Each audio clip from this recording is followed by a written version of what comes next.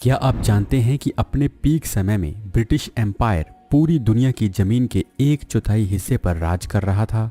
क्या आप जानते हैं कि अफ्रीका से खरीदे गए कुल 12 मिलियन स्लेव्स में से 3 मिलियन यानी 30 लाख सिर्फ ब्रिटिश स्लेव ट्रेडर्स ने खरीदे थे, जिनमें से 2.7 मिलियन ही लंबी यात्राओं में जिंदा बच पाए थे। क्या आप जानते हैं कि एक समय ऐसे भी कहा जाता था कि आदमी को औरत और औरत को आदमी बनाने के अलावा इंग्लैंड सब कुछ बना सकता है। लेकिन कैसे ब्रिटिश एम्पायर इतनी बड़ी महाशक्ति बन गया? आइए आपको बताते हैं ब्रिटिश एम्पायर की पूरी कहानी। जब ब्रिटेन में नहीं होता था सूर्यास्त।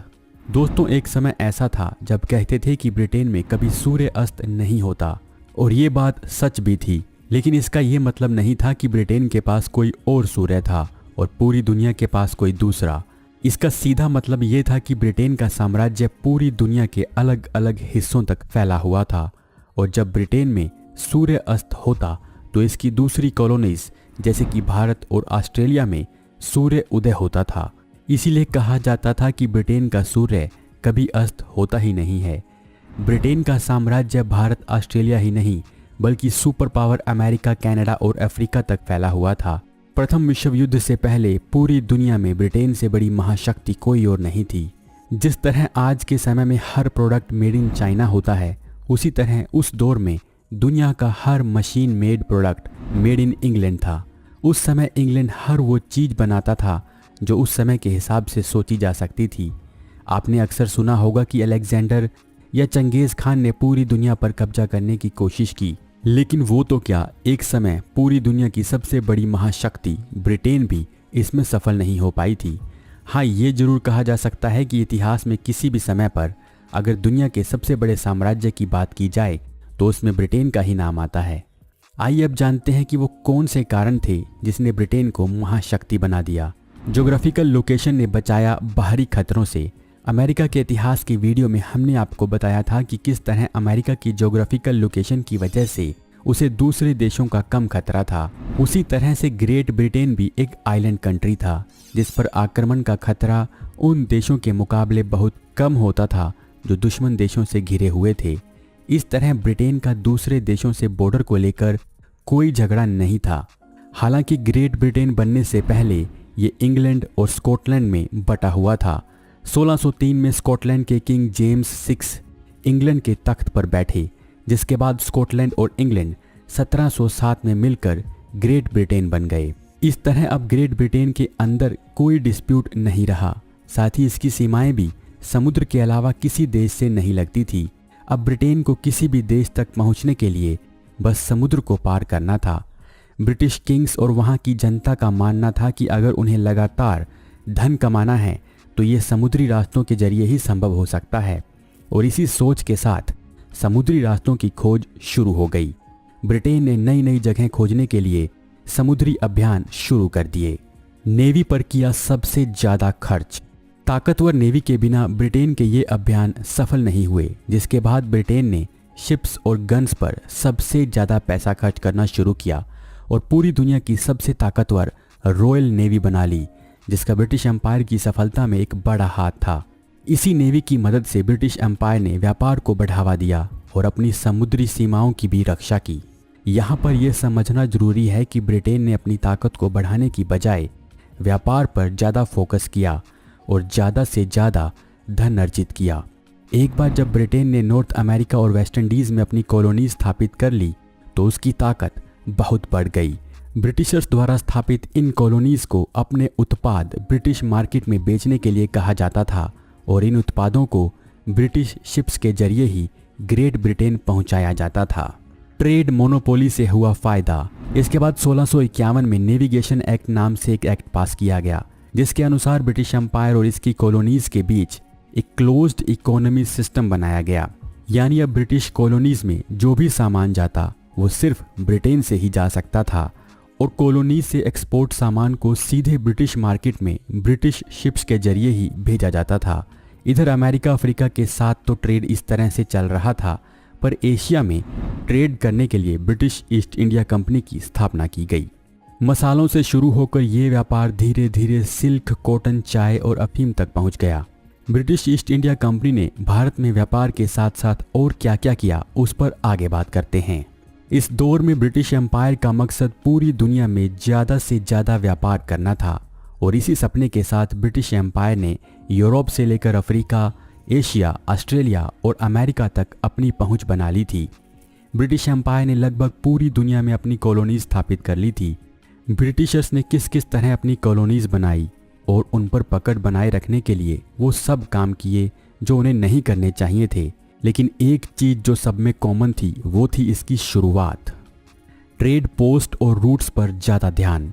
जहां एक तरफ दूसरे एम्पायर सिर्फ मिलिट्री पावर के दम पर अपनी कॉलोनी स्थापित करना चाहते थे, जैसे कि पुर्तगाली और फ्रेंच, वहीं ब्रिटिशर्स ने जहां भी कॉलोनी स्थापित की वहां पहले अपनी ट्रेडिंग पोस्ट बनाई।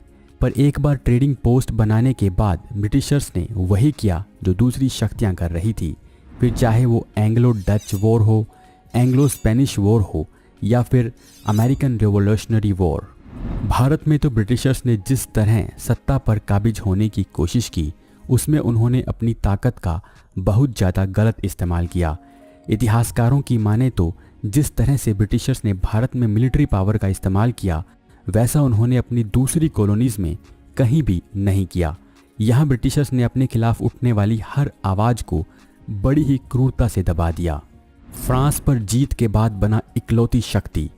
ब्रिटेन के साथ साथ फ्रांस भी पूरी दुनिया में अपनी कॉलोनी स्थापित करने में लगा था, फिर चाहे वो अफ्रीका, कनाडा या भारत पर एकाधिकार की बात ही क्यों ना हो।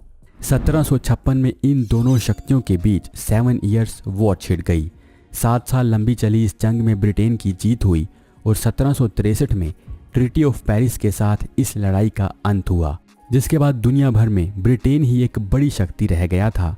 पर धीरे धीरे ब्रिटेन द्वारा स्थापित कॉलोनीज में विद्रोह भी होने लगा था। अमेरिका में लोगों ने no taxation without representation movement चला दिया, जिसके बाद ब्रिटेन ने वहां सैनिक भेजकर इसे दबाने की कोशिश की, लेकिन ये चिंगारी भड़क गई और 1775 में अमेरिकन रिवॉल्यूशनरी वॉर शुरू हो गई। इस वॉर के शुरू होने के बाद फ्रांस और स्पेन ने एक बार फिर से ब्रिटेन के विरुद्ध युद्ध छेड़ने की कोशिश की। ब्रिटेन चारों तरफ से घिरना नहीं चाहता था, इसलिए उसने अमेरिका को स्वतंत्रता देने का फैसला ले लिया और वहां स्थापित अपनी कॉलोनीज को आज़ाद कर दिया। अमेरिका की आज़ादी और सुपर पावर बनने की पूरी कहानी आप हमारे चैनल अजब गजब फैक्ट्स पर देख सकते हैं। इस वीडियो को अब तक 7 लाख से ज़्यादा बार देखा जा चुका है। Second British empire. Great Britain के लिए अमेरिका का हाथ से निकलना एक बहुत बड़ा नुकसान था, जिसके बाद उसने अपना पूरा ध्यान एशिया, अफ्रीका और ऑस्ट्रेलिया में अपनी कॉलोनीज पर लगाना शुरू कर दिया। कुछ इतिहासकार तो इसे सेकेंड ब्रिटिश एम्पायर भी कहते हैं। हालांकि अमेरिका और ब्रिटेन के बीच होने वाला व्यापार पहले की तरह से ही चल रहा था, पर ब्रिटेन ने अब भारत में अपनी पकड़ मजबूत करनी शुरू कर दी थी। भारत में उसने 1757 से प्लासी की लड़ाई के साथ अपने एक्सपेंशन की शुरुआत कर दी थी। इसके बाद बक्सर की लड़ाई, एंग्लो मैसूर वार, एंग्लो मराठा वॉर और एंग्लो सिख वॉर्स के बाद भारत में ईस्ट इंडिया कंपनी अपना वर्चस्व स्थापित कर चुकी थी। भारत की रियासतों को हड़पने के लिए अंग्रेजों ने डॉक्ट्रिन ऑफ लैप्स की नीति अपनाई, जिसके तहत अगर किसी हिंदू राजा की औलाद नहीं होती थी तो वो किसी और को अपना उत्तराधिकारी नहीं बना सकते थे, और ऐसी परिस्थिति में उनके राज्यों को अंग्रेजों द्वारा हड़प लिया जाता था। अंग्रेजों की इन्हीं नीतियों की वजह से भारत में उनके खिलाफ आवाज़ें बुलंद होने लगी और 1857 में उनके खिलाफ पहला सशस्त्र विद्रोह शुरू हो गया। झांसी की रानी ने भी इसी नीति के विद्रोह में अंग्रेजों के खिलाफ 1857 में जंग लड़ी थी। वो किस तरह लड़ते लड़ते वीर गति को प्राप्त हुई उसका ये वीडियो आपको जरूर देखना चाहिए। 1857 के विद्रोह को अंग्रेजों ने बुरी तरह से कुचल दिया और आखिरी मुगल बादशाह बहादुर शाह जफर को पकड़कर रंगून भेज दिया। 1857 का विद्रोह 1859 तक पूरी तरह खत्म हो गया, जिसके बाद भारत से ईस्ट इंडिया कंपनी को खत्म कर दिया गया और यहाँ की बागडोर ब्रिटिश क्राउन ने संभाल ली। इसके बाद आखिरकार 1947 में जाकर भारत को ब्रिटिश रूल से आज़ादी मिल पाई थी। इन सब के बीच ही ब्रिटेन ने ऑस्ट्रेलिया के कोस्टल एरियाज और अफ्रीका के एक बड़े हिस्से पर अपनी कॉलोनी स्थापित कर ली थी। हालांकि अंग्रेजों द्वारा 17वीं शताब्दी से ही अफ्रीका में रॉयल अफ्रीकन कंपनी बना ली गई थी और यहाँ से स्लेव्स को अमेरिका ले जाकर बेचा जाता था। इस स्लेव ट्रेड से ब्रिटेन ने खूब धन कमाया था। 19वीं शताब्दी तक ब्रिटेन को एहसास हो गया कि उसे पूरे अफ्रीका में इजिप्ट से लेकर दक्षिणी अफ्रीका तक ट्रेड पोस्ट स्थापित करने चाहिए। इस समय तक इटली और जर्मनी की शक्ति भी बढ़ रही थी और ब्रिटेन को इनसे भी मुकाबला करना था। फिर भी अपने चरम पर ब्रिटेन अफ्रीका की कुल पॉपुलेशन का लगभग 30% हिस्से पर राज कर रहा था।